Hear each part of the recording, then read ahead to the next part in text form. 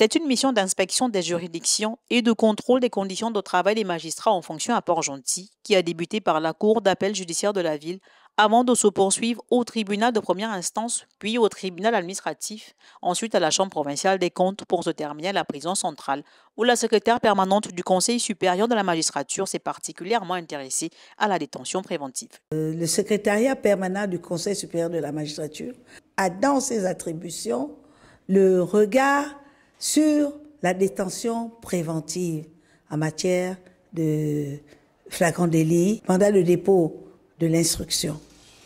Nous avons constaté agréablement la détention préventive est très bien suivie par les juridictions de Port-Gentil, qu'il s'agisse du flagrant délit du procureur de la République, du parquet de la République, que des mandats de dépôt décernés par les magistrats instructeurs. Sont très bien suivis.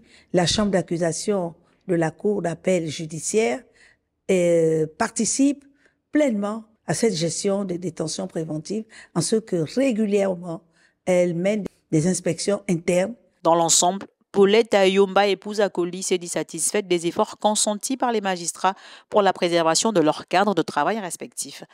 S'agissant des bâtiments proprement dits, dans lesquels exercent les magistrats, sont très bien tenus. Quoique certains sont vieux, mais ils sont très bien tenus. On sent que les magistrats mettent du leur pour un environnement très sain. Nous avons agréablement été surprises par l'environnement des magistrats des juridictions de Port-Gentil. Au terme de ce périple de 48 heures avec en prime des audiences de civilité auprès des autorités locales, nous repartons à Libreville avec un sentiment de travail bien fait, avec un sentiment d'appréciation très, très agréable sur les juridictions de Port-Gentil.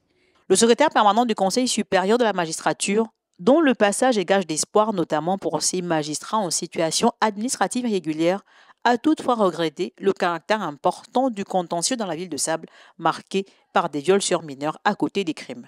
Après l'Ogooué maritime, la mission de Paulette Ayomba, épouse Akoli, se poursuivra dans le Haut-Ogooué et dans l'Ogooué-Lolo. Une réception des magistrats a mis un terme à son séjour Marigoveya.